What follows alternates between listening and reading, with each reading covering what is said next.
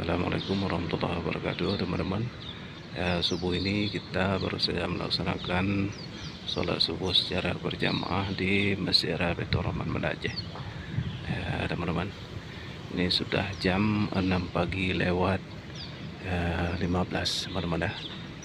Kondisi hari ini di Aceh tanggal 14 Mei, teman-teman, 2026.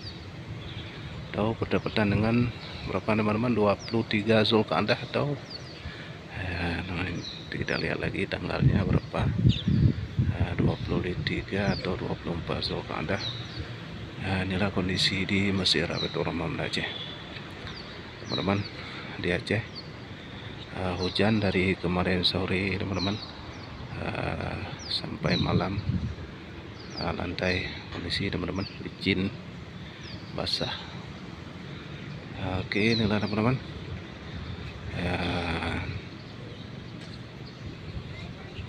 Sana, teman-teman.